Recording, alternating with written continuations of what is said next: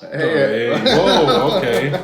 What happened to me opening the show? I thought there was too long. You can't talk enough this episode. There's too long of a delay. Oh my goodness, we can edit it. You should give me like a 1, 2, 3. We have like an opening music. You know, I mean, it's not.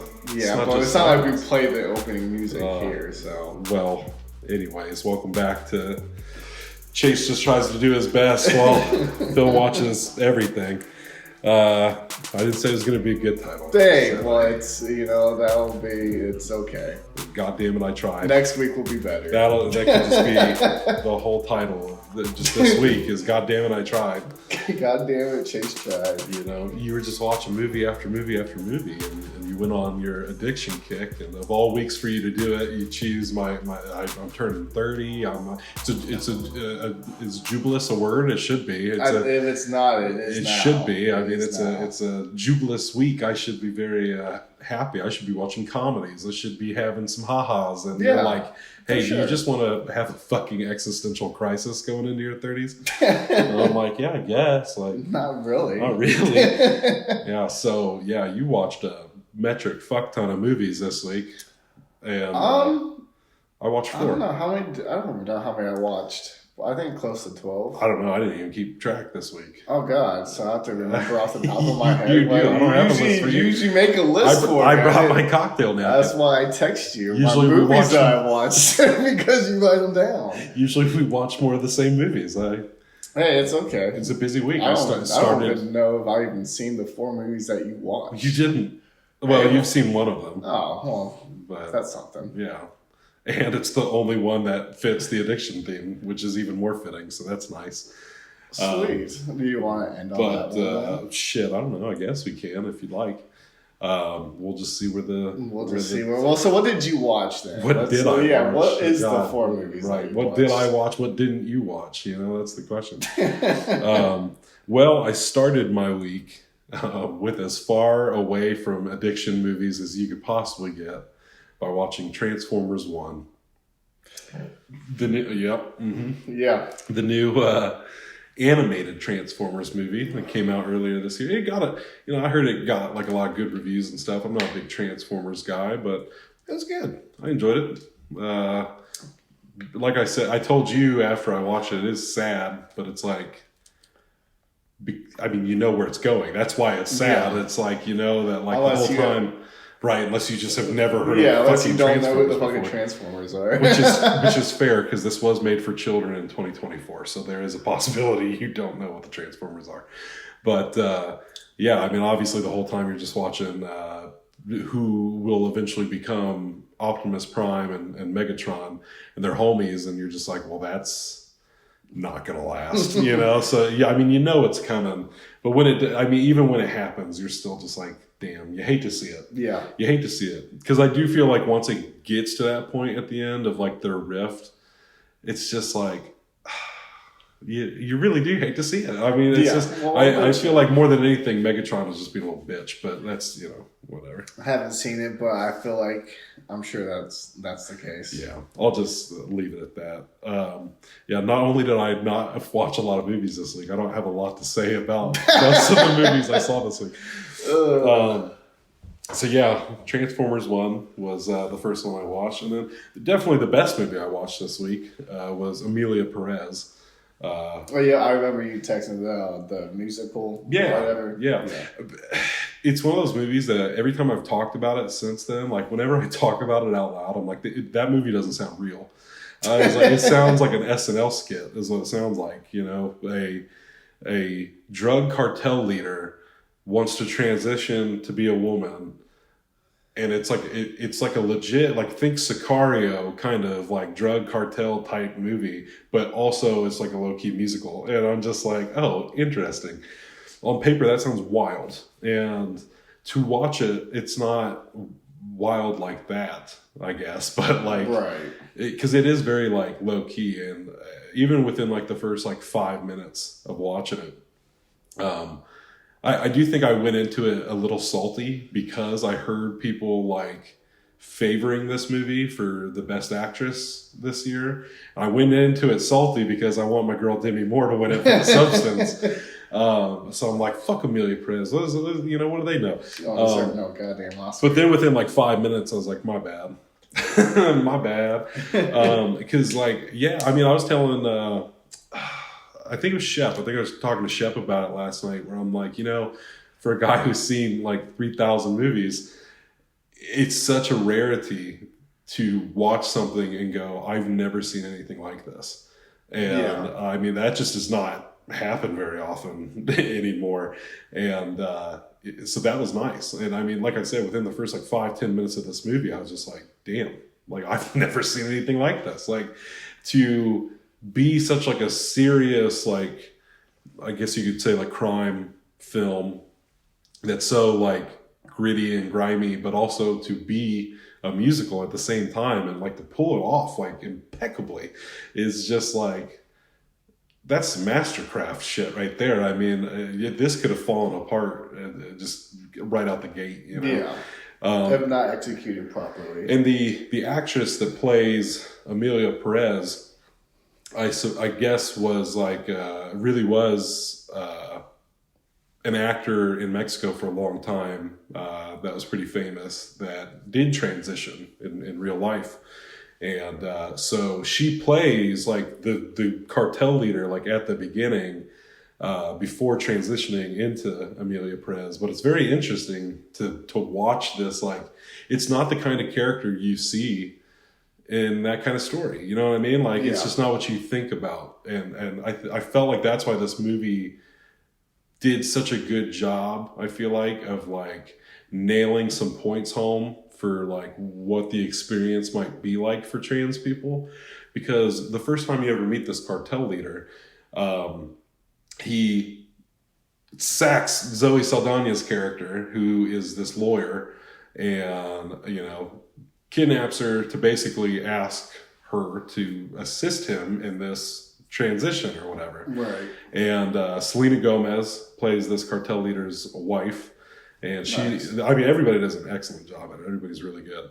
You just see, you first meet it, and dude's got like grills, tattoos on his face, real gravelly voice, like scary dude, like you would imagine like a cartel leader to be. Yeah.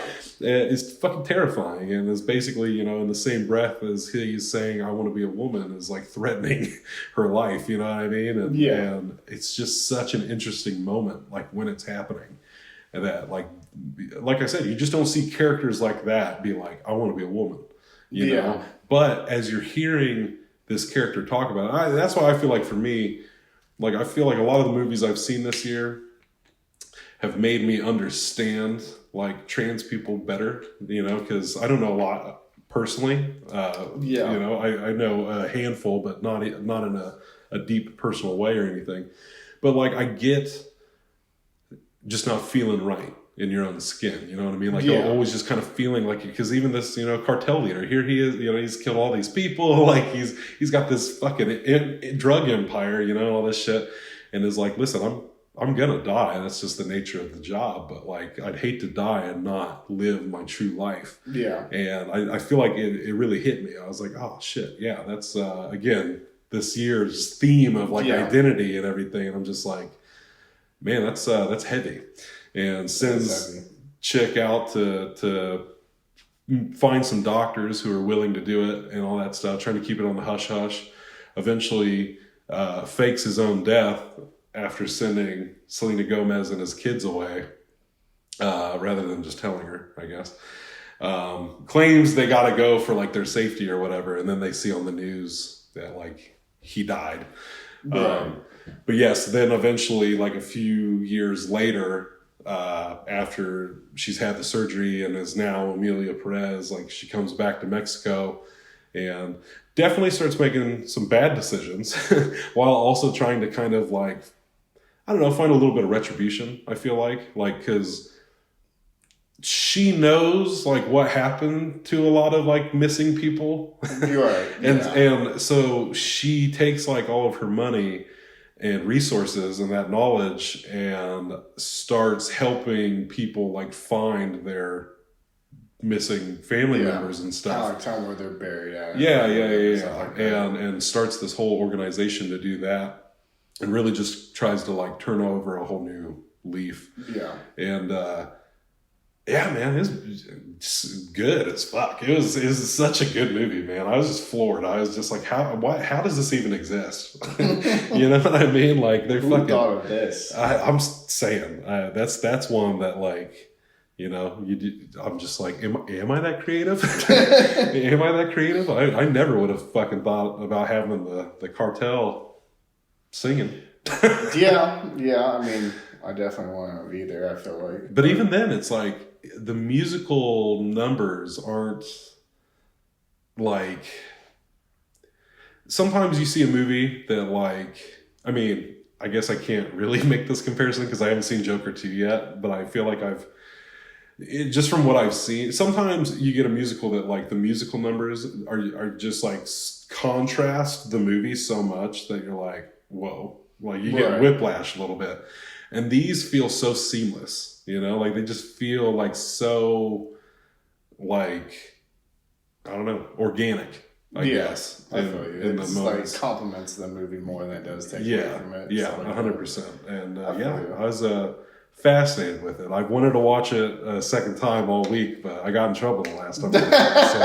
You probably could have. I probably at this point I definitely could have. Yeah, I wasn't doing nothing else. Well, I was doing a lot of other things, but I would have gave you shit like, oh, you still didn't finish One Love, but you'd watched two movies twice. I bet you watched The Substance a third time, didn't you? Movie tried. Movie wanted me to watch it a third time because I canceled my free trial. I need to. And they were like, are you sure?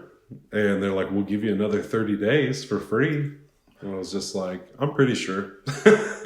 I'm pretty sure because I'd literally only probably watched The Substance again. Yeah, I didn't even check to see what their catalog even was. I looked at some of it and it's just like, you know, like I said, I've told other people, like I got nothing against like art house movies or nothing like that, but that almost seems like they're like niche, the whole thing on that streaming service. And I'm just like, any movie I saw that I was interested in watching, I knew was on other stuff. So I was just like, I don't really need Mubi. I need to pay $15 goddamn a month for this.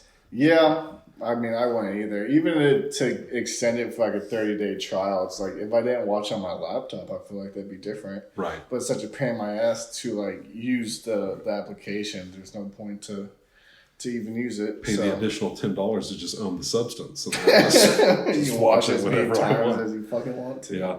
And then I guess the other one before we'll save the fourth one for last, but went and saw a movie that I was in.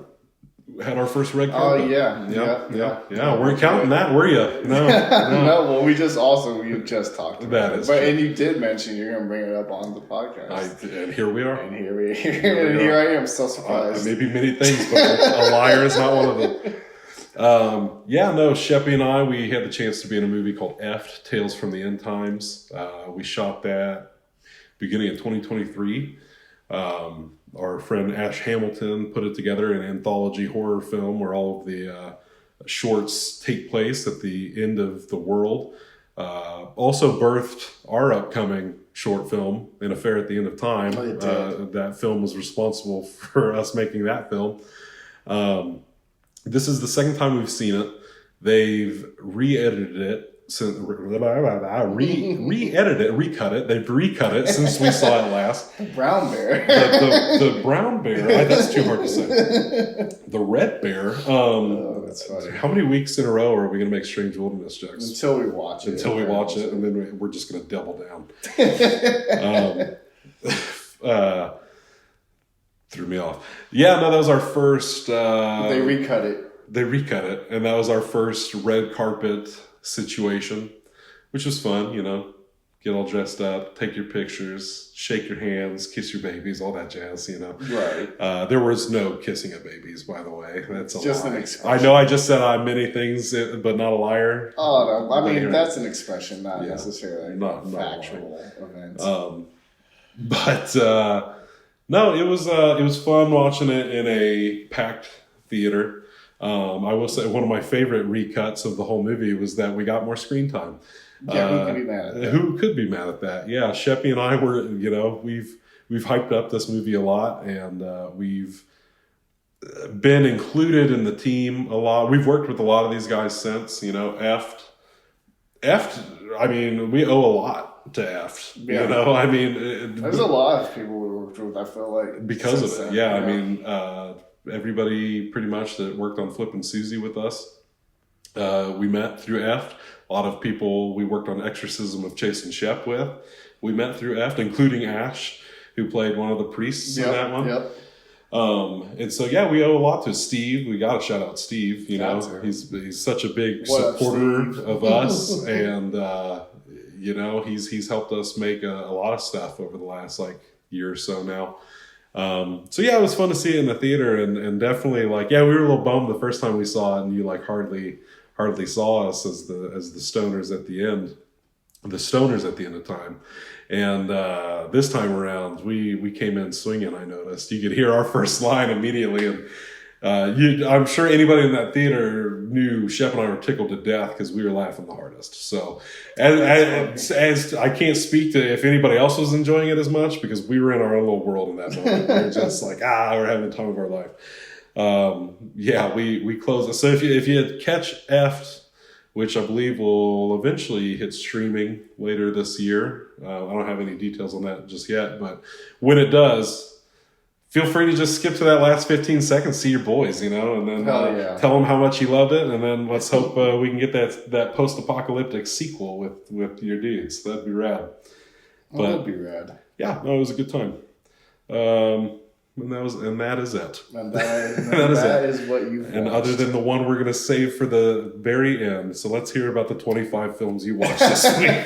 Well, let's see if Phelps can remember the 25 films he's watched. Well, I know. You ran out the gate with Requiem. I started off super strong. So I started off with Requiem, which For a Dream. In case anyone doesn't know the title of the movie, I feel like that's one that a lot of people probably have seen. Although I do think there is a film called Requiem. Oh, there might be. I think it's like a shark movie, if I'm not mistaken. Yeah. Weird. I'll have to intern. We'll make that joke. We'll make that joke every week too. Yeah, so I mean, I guess when a voice speaks back. They finally did it. But no, I guess for anyone who doesn't know, the movie's pretty much following these four characters.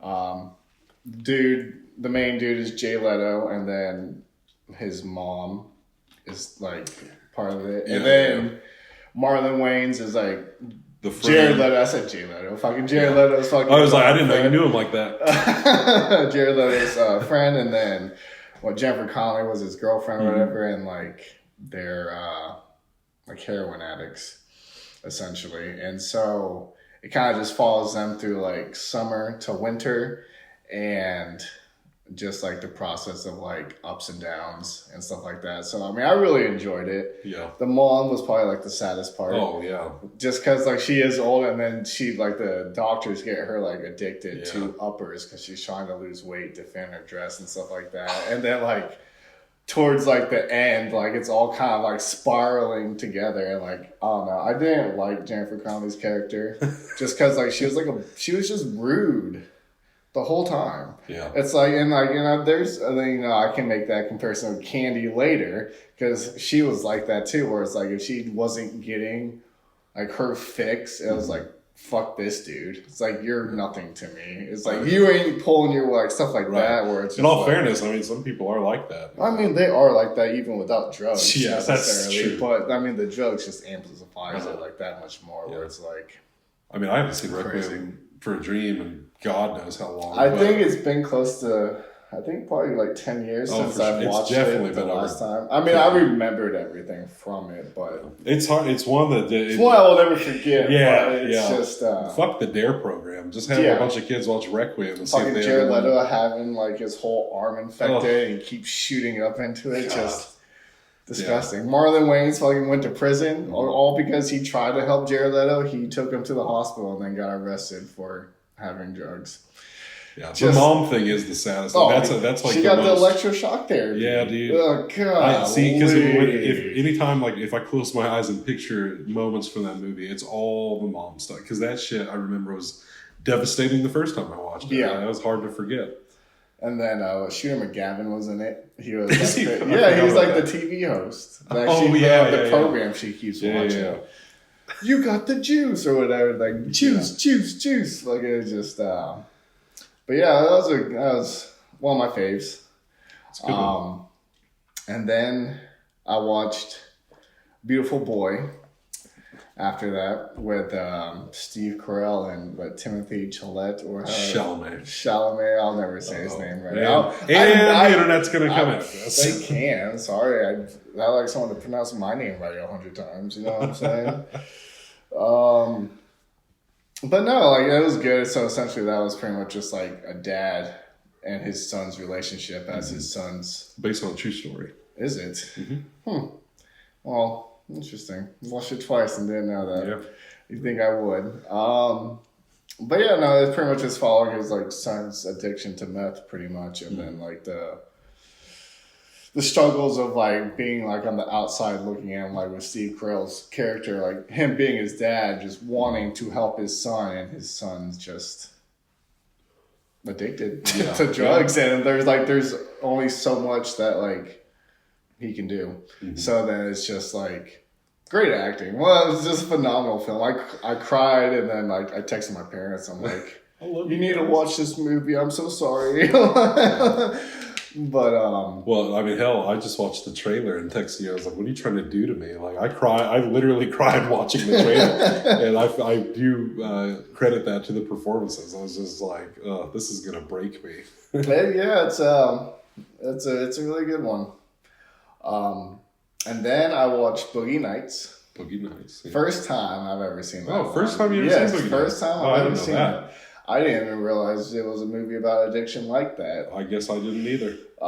Until I watched it. Well, because I looked up a list of like top 10 addiction movies to kind of give myself like a frame of reference or whatever. Yeah. And that was like up there on whoever's list was pretty far up there. I was like, okay. So I watched it because I just thought it was all I knew about it. All I knew was about Mark Wahlberg, who was a porn star who just had a gigantic penis. Like that's the only thing anyone's ever talked about, like that movie. But so it like follows him like through like the 70s and 80s of the porn industry or whatever, and so then eventually he gets pretty far into cocaine and stuff like that, and it was good. I enjoyed it. John C. Reilly was in it, and a bunch of other people that I wouldn't know off the top of my head, but I know who they are and stuff like that. I was like, yeah, this is. I love that director, Paul Thomas Anderson. He did There Will Be Blood and Punch Drunk Love with Adam Sandler. I did watch that one. And Magnolia is one of my favorites of his. Yeah, that was another one I was supposed to watch that I just never got around to. Yeah.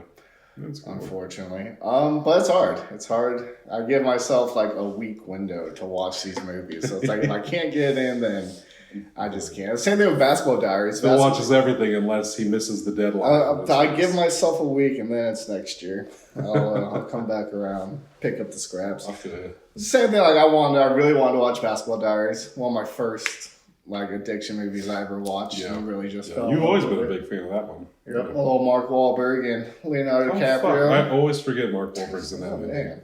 Yeah. Babies.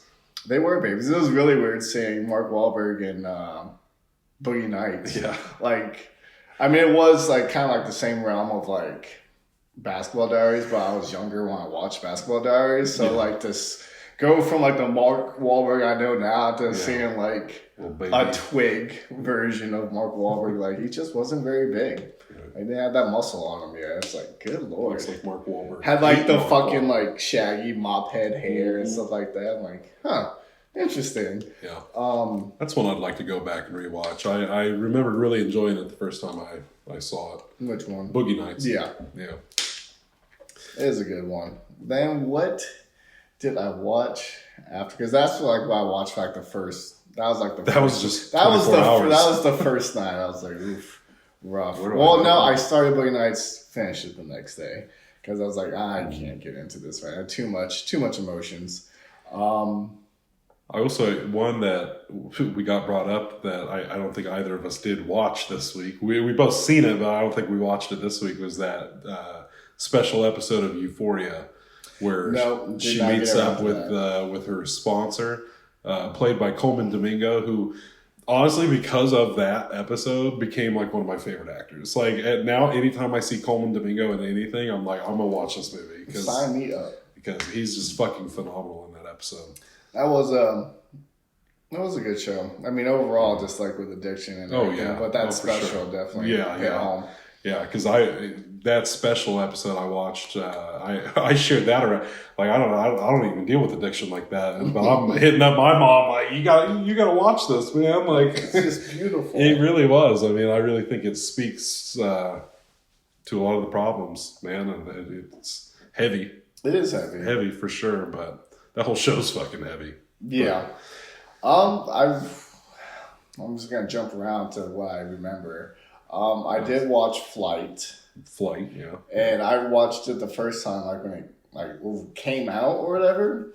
And I remember watching it with my parents, and I guess I knew he like struggled with alcohol. It's like the pilot who fucking pretty much saved his plane from crashing. Yeah, like 6 people died or whatever. And I don't know if was it based on like an actual event? Mm-hmm. I thought so. I think so.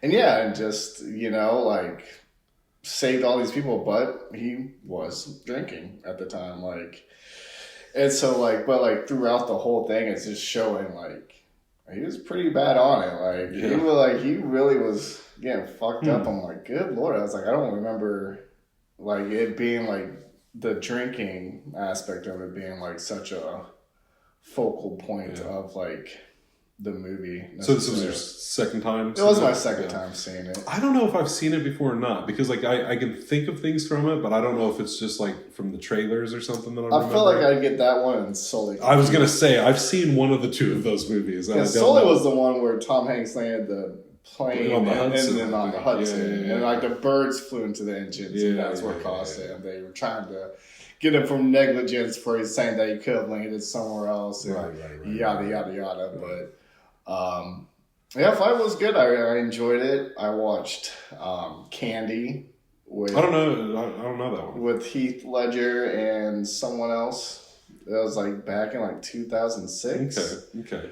Again, it was just about like this couple that just struggled with heroin addiction, and so like it shows like the ups and downs of their relationship, and kind of how like Jennifer Connelly was with Jared Leto. Like she was the same way. Like if she was like in a bad mood, like it was just all his fault.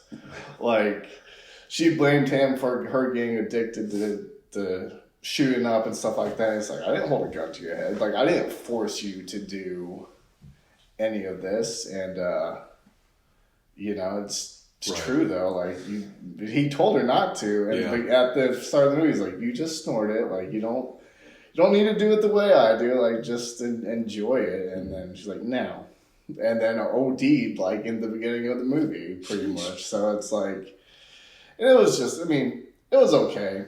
I felt like I enjoyed it, but wouldn't put it up there on like my top 10 list by any means.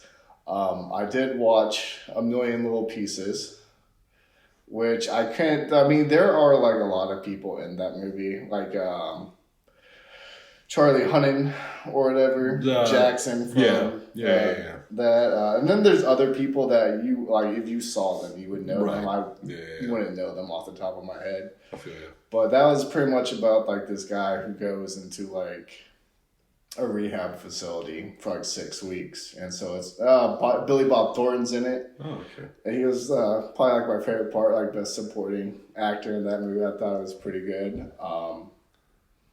Really enjoyed that. That was probably one of my favorites for the week. I will say, I think Leaving Las Vegas was definitely my... you keep saying that. You've been saying that all week. I'm glad I mentioned it to you. It's the top of...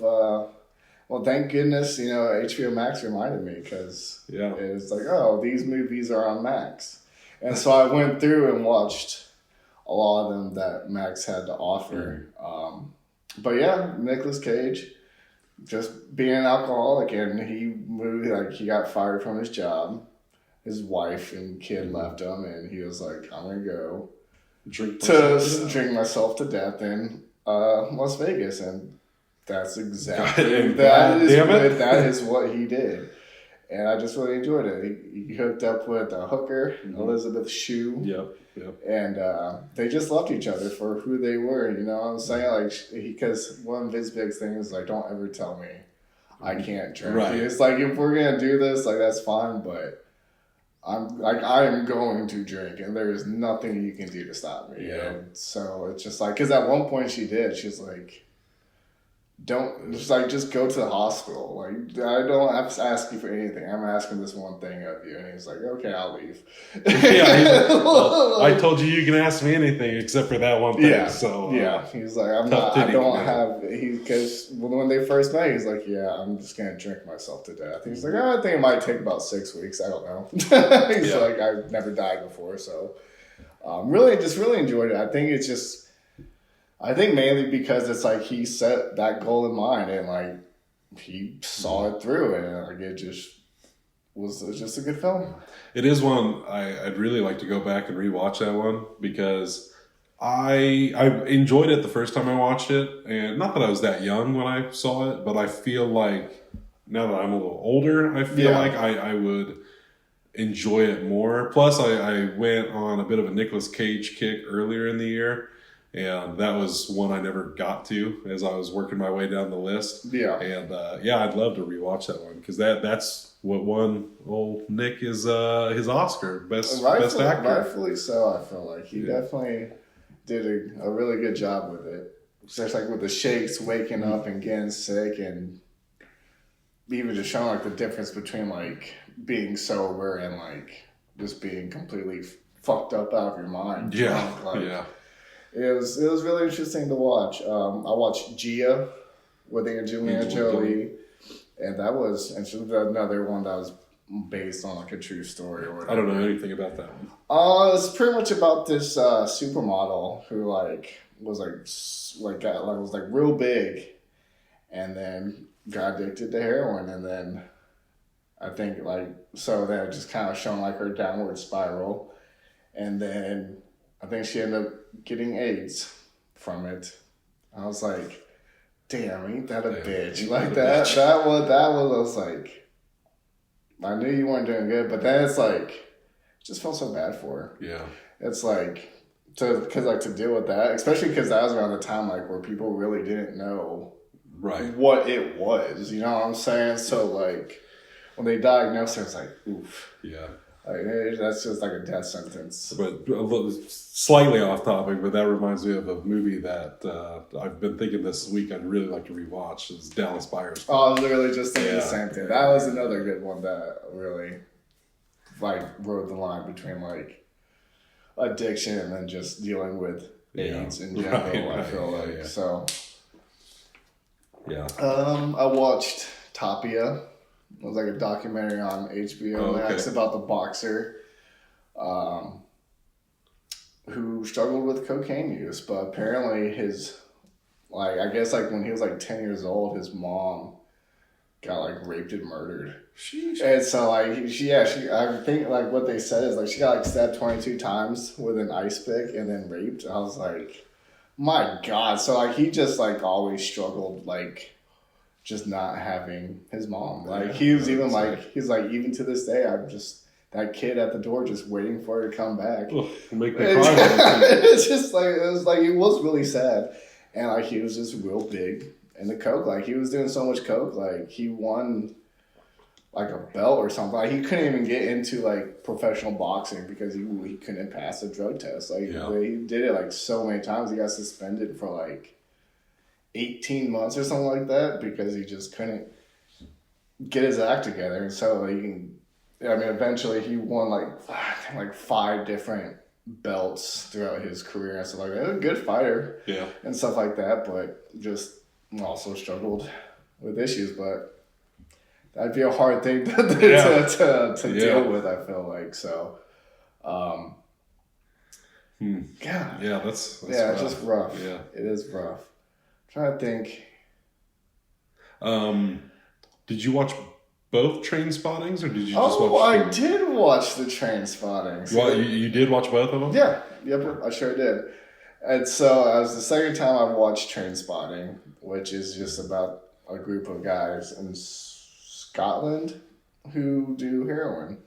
And what I did not realize until I went to watch the second one was that it was fucking Obi-Wan Kenobi. Yeah, Ewan McGregor. Yeah, that was the actor. Because, like, I never really saw any of his, like, earlier. Like, I knew him from, like, Star Wars. Right. Like, so, like, when I finished watching it, I got on Letterboxd and I was, like, adding it in that I watched it. And I went and started the second one. I was like, Ewan McGregor. I'm like, hold the fuck out. I was like, are you for real? And I was like, oh, isn't that interesting? I feel like I almost enjoyed the second one more than I did of the first. I mean, the second one really didn't have much to do with like addiction. Right. It was just kind of picking up on the boys after however many years. Or whatever. Yeah, because it was like 17, 20 years like after the fact or whatever. And so like, have you ever seen Neither of them? Well, I don't want to tell you how but essentially it's... Always wanted to. I like that director a lot. Danny Boyle did Slumdog Millionaire and 127 Hours. Yep. Never saw Slumdog Millionaire. You've no? What? Yeah. I don't feel like that's true. Well, it is. I've started it, but I never finished. Interesting. He said, I don't feel like that's true. So I think I know. Well, I might be thinking of when you started it, or maybe I'm just thinking of the time I watched it when we were in Tennessee. But yeah, interesting. Yeah. I almost watched it a few weeks ago, and I started on my Best Original Song kick because that won Best Original Song in 2008. Yeah. I'll have to add that on my list of movies to watch, I suppose. Part of me has become a little bummed that we decided on the 25 Slays thing coming up in December because I was like, man, there's all these other movies I want to watch. I don't know if I'm ready to get back into the horror stuff again. You can always just watch whatever you want. I'll watch whatever the fuck I want. But yeah, Trainspotting 2 is good. I felt like that was more based off of like the aftermath of like just like living that kind of life and stuff like that. So, I mean, because some of them stayed doing shit, some got clean. Like it was kind of like a back and forth. And so then for them all to get back together and stuff like that, it was good. I really enjoyed it. I was like, I'm glad that I watched it. I feel like that's pretty much all that I watched. I did watch Goodfellas. Yeah, but I feel like I want to say you watched something else. But I mean, I'm sure I did. I'm sure you did. I texted you all the movies. You goddamn fiend this week. God, I can't think of a lot. Like you said, a lot that are good that just didn't get around to, like the Euphoria thing, the Basketball Diaries. A great addiction movie that neither of us watched this week was Don John. I mean, I thought about it. You know, I did think about it. That one's just interesting because it covers such a wide range of addiction. Yeah, and I don't even think any of it is drug or alcohol. I think it's addiction. Well, his is porn, and it's like that's the whole. It's what I always liked about that movie because the original title of that movie was Don John's Addiction.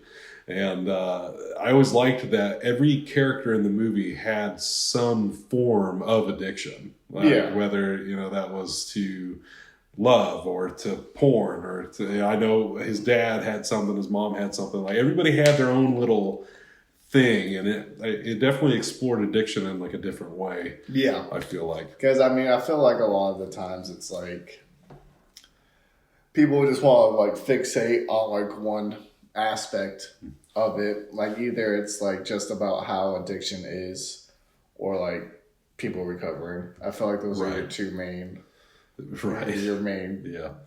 addiction movies in a nutshell, which I don't know. I mean, I get it, but I do feel like sometimes I wish people would do something a little different with it. Yeah. It's I mean, we got plenty of time to just talk on the subject, I suppose, but it's such a layered topic. A topic that I think a lot of people don't understand, even though it's present in their life. Yeah.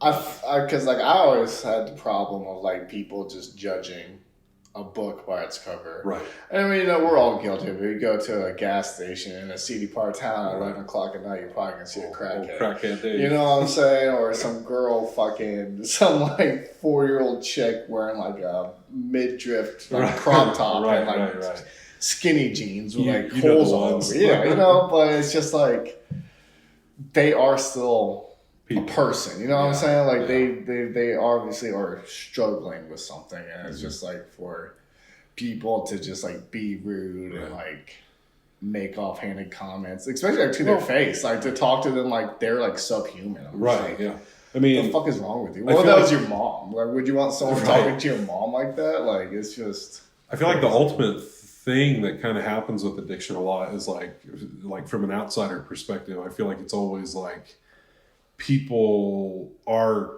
quick to judge, like you said, in the sense of like, oh, you're choosing to do this. And it's like, yes, you are choosing to do this. But I guess what I'm trying to say is like they put the addiction forward as the problem. Yeah. But that's more of like a reaction to the real problems that people are that's going the through. Solution. That's your solution to a problem. Right. Like, and people, because of, like you said, their knee-jerk reaction of like just dismissing people as being addicts or whatever, they don't even think to try to help them with the deeper issues. Like they just want to judge them for being addicted to drugs or alcohol or whatever.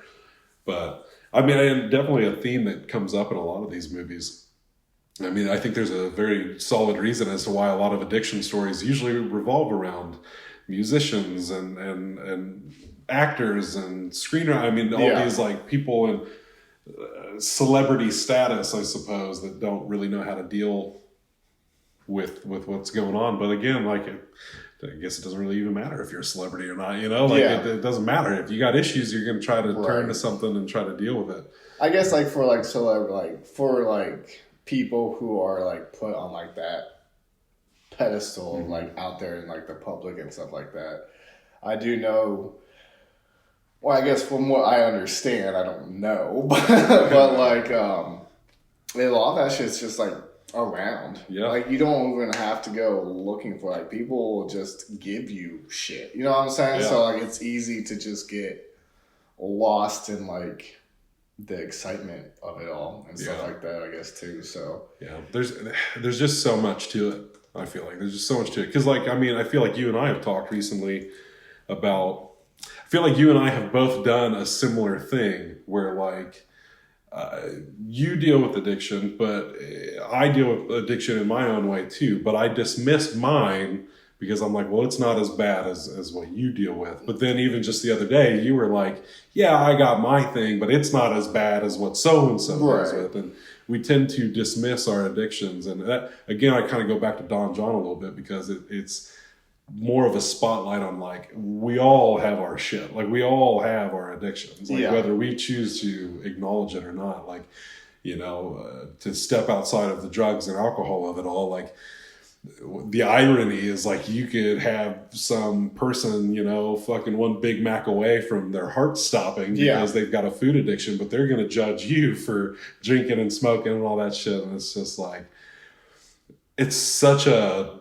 nuanced problem. I feel like it's even the same thing, like, even if your addiction isn't necessarily like unhealthy, like, let's like with fitness, right? There's a lot of documentaries I've watched and stuff like about steroids and shit like that, where it's like, these people are like trying to like get their body in like peak condition and stuff like that, and it's just like, the activity itself isn't harmful, but like you become so like obsessed with this like goal in your mind that you like start to. The obsession. A good example I'd say is like Black Swan.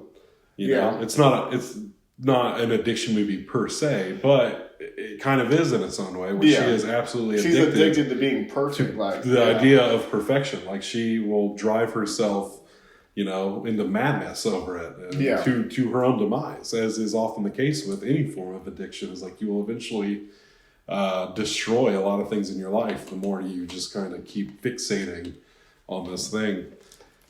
Yeah, it's it's heavy and people don't want to talk about it, but it's just so like prevalent, in day-to-day life. Like I'll never forget, like, being young, and like there's that chick that I used to work with that like she would do things that at the time I didn't get it until like she told me that she was a heroin addict.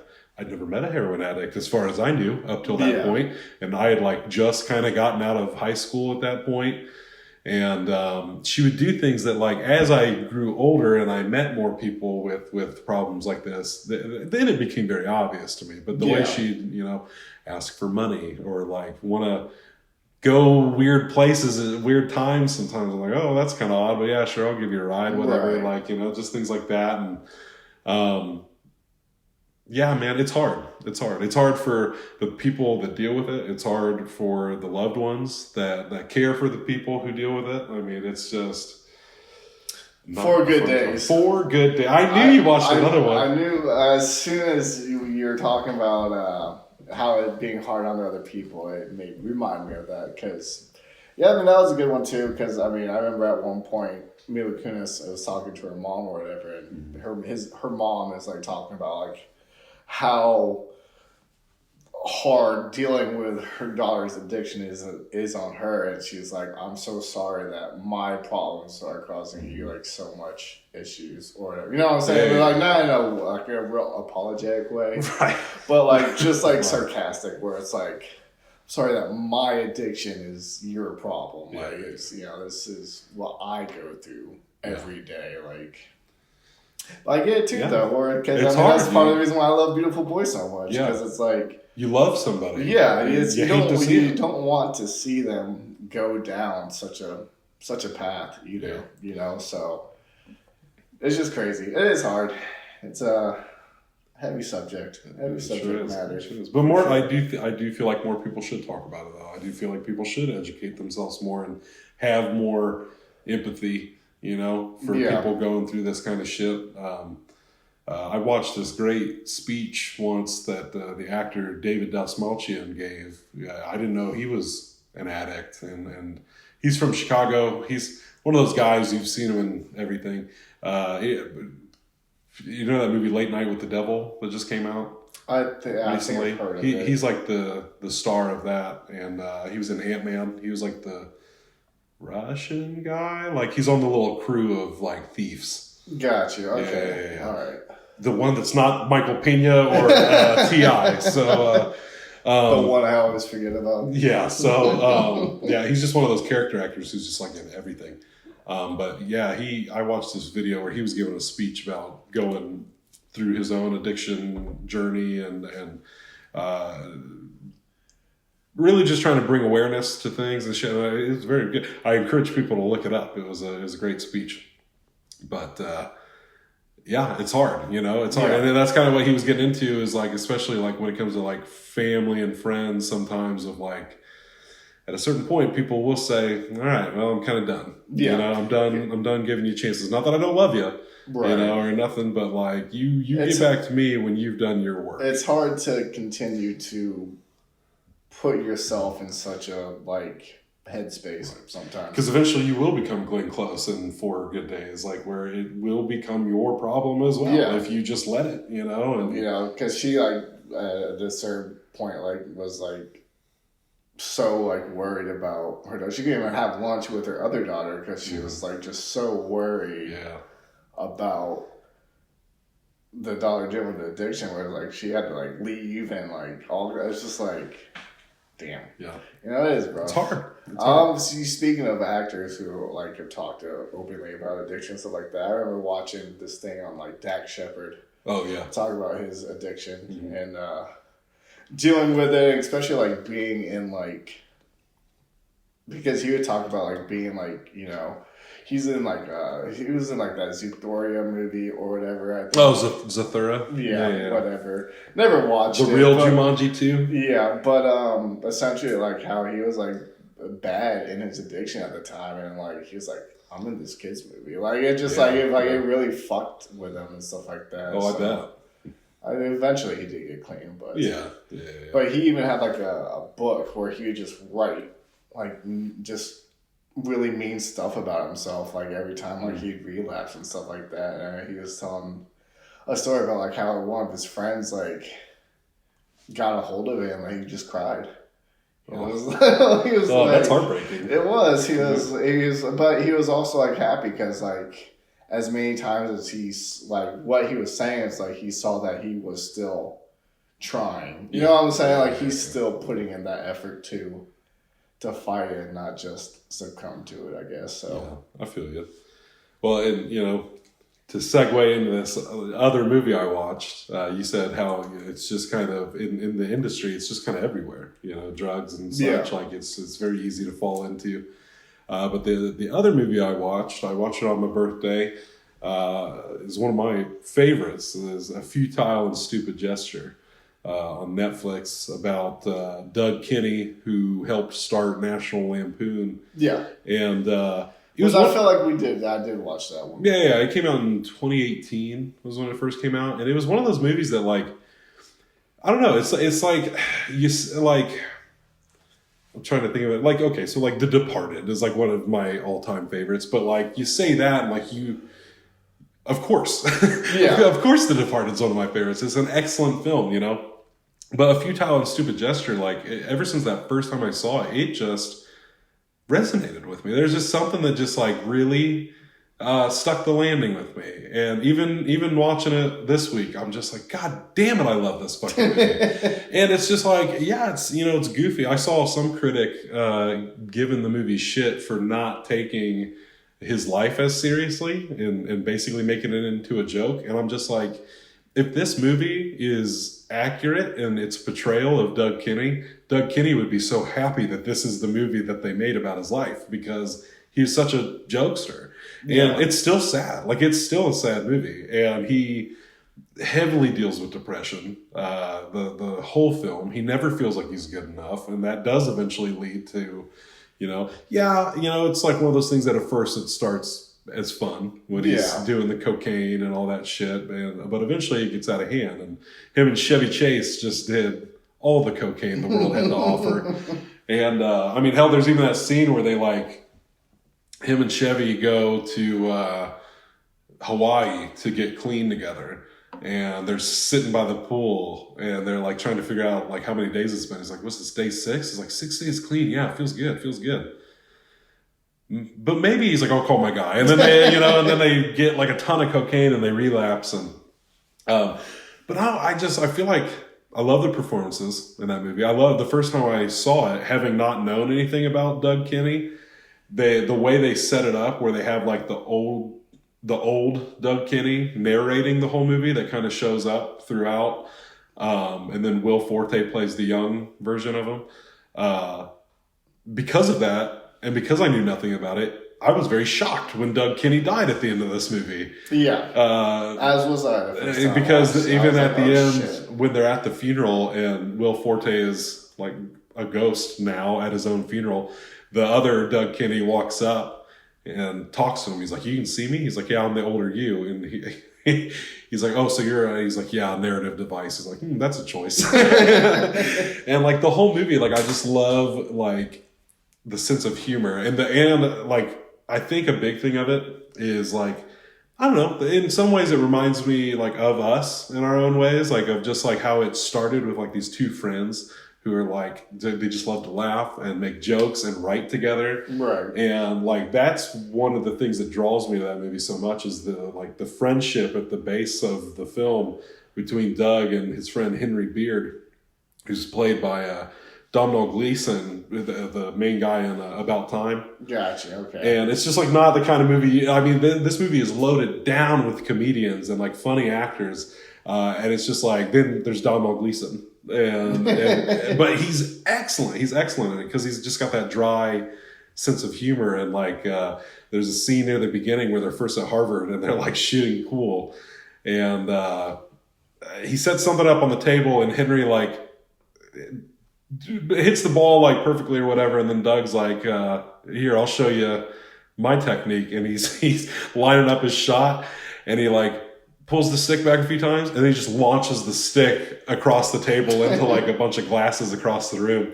And Henry's, just like, he just makes some comment about it. He's like, oh, very well done. He's like, very, very good technique. He's like, it's all in the wrist, And then they're just constantly making jokes to the point of like, oftentimes in the movie, like they have to be like, this is not a bit. Like any time that they're actually trying to be serious, they're like, this is not a bit.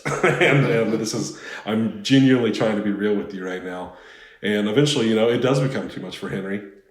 And he quits the magazine because Doug just fucks off for like months, like 3 to 6 months, I believe, when the magazine's really taken off and the pressure starts getting, and then he just leaves. He just bails.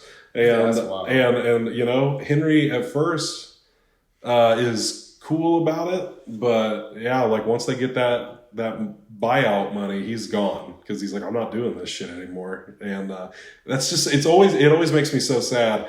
But then it wraps back around at the end at his funeral when Henry arrives at the funeral and Doug's ghost is just like, well, Bill Murray, the guy playing Bill Murray, walks in and he's like, this room's full of some of the funniest people of all time, but nobody's laughing, it's and then Doug Kinney's ghost is like, yeah, nobody is laughing. And he's like, fuck this, it's like, let's, lighten things up a little bit. And he's like whispering into Henry's ear. And then he grabs the fistful of shrimp and throws the food, starts the food fight. And that's how it ends, is on that note of like all the food flying. It just like zooms in on Doug. I love the line as well where he's like, they first introduce all the like characters of like the big actors that we know today, like Chevy Chase, Bill Murray, all them. Yeah. But the narrator guy's like, yeah, sure, they don't look exactly like the real people. He's like, but do you really think that do you really think I look like Will Forte when I was 27? He goes, you really think Will Forte's 27? That's funny. And then there's a great line at the end that I guess was confirmed to be like a real thing that like Harold Ramis said when Doug died, because they find his shoes and his glasses at the top of a cliff. And there's a lot of debate as to whether he fell or if he jumped. And Harold Ramis was like, well, knowing Doug, he probably fell on his way looking for somewhere to jump. And I just love it, man. It's just such a great movie. And like I said, as I'm watching, I'm realizing, oh, this is also an addiction movie, because he does just fucking spiral. But a lot of that, like we were just talking about a minute ago, like it's not because he has a drug problem. It's because he's got a self-loathing problem. Yeah. He's not happy. He, makes the biggest comedy of all time in Animal House, and it's still not good enough. He makes Caddyshack, and like at the press thing for Caddyshack, he comes in just belligerent, being like, it's a piece of shit. It's a piece of shit. Sees the movie Airplane, and whether that's just part of the movie or actually happened, but like in the movie, he sees the movie Airplane with his girlfriend when it comes out, and he's mad about it. Like he's pissed off because it's so good. And he's just like, what's the point? Like, what do I have if I'm not funny? It's like, dude, you're still funny. Like, right. That's the big hitter at the end of that movie. A lot of people find you funny, but yeah, like at the end of that movie, like what really gets me is when his parents show up, and this whole movie, his dad's just been like, you're such a disappointment. Wrong kid died. And then as Doug's ghost is standing by the casket, and his dad's just looking around the room, and he's like, he was so loved, he's so loved. All these people just, really cared about him. And just a great movie, man. I love the whole vibe. It's funny, but it's sad, and it just feels very real, and just about an unsung hero a little bit in comedy history that not a lot of people know who Doug Kinney is. I only know who Doug Kinney is because of this movie. Yeah, and that director, I think, even though the movie is silly, it never gets as silly as his other movies, because he made Wet Hot American Summer and They Came Together. Gotcha. So, Yeah. It gets silly. Two silly movies. You can say that again. Two silly movies. No, tell me about it. But, yeah, man, that's what I ended on. And, yeah, it's a good one. I really like that one a lot. Good. Good. And that's our That's it. No, that was a good movie. I wish I would have rewatched it. Well, had I known it was an addiction movie, I would have. You don't have Netflix, so it doesn't matter. No, I don't have Netflix, nor would I have gotten Netflix to watch it. But oof. Oh, no, I'm just kidding. No, again, nothing against the movie. I just don't feel like getting Netflix. Just to clarify. Understandable. Although Netflix, if you want to start having us review more of your movies, yeah, you want to pay for my you send us those subscriptions. I'll gladly. We'll watch whatever the fuck you want us to watch. Netflix wants to sponsor this, I'll just exclusively watch Netflix. What other streaming services? You'll never hear me talk about how much I love Max again. And I love the shit out of Max. I watch it every day. I do. I stand by that. Max is the superior streaming service for sure. Hell yeah. For sure. Well, that's all I got. Unless you got secret ones that I'm sure you're still trying to remember. I'm sure there's probably a few that I might have missed, but I feel like at this point we did a pretty good job at covering most of them. So, and if we didn't, I'm sure they all kind of fell within the same realm of what we already talked about. And if anything, people will just be glad that this is as short as it is this week. I'll be like, thank fucking God. Jesus. I listened to Phil talk for that long. It wasn't even that bad. You breezed through them. Yeah. I did. Well, I didn't want to just sit there and just go into a bunch of movies I'd never seen before. Yeah. Because them's the rules. We don't spoil it for each other. I try not to as much as possible. We just spoil it for the audience. I mean, they have the option to shut it off. We're sitting here talking to each other. Yeah, they can turn it It'd be rude to shut you off. And stop. And that's enough. Yeah. Well, I got nothing else. That's all I got. This has been week 7. We forgot to. This is week 7, and who knew? This is Phil watched everything. Phil watched everything. Chase tried his hardest, tried his damnedest. Damn it! I did my best. I did my best. Ugh. All right, everybody. We'll see you next week. Yes, sir.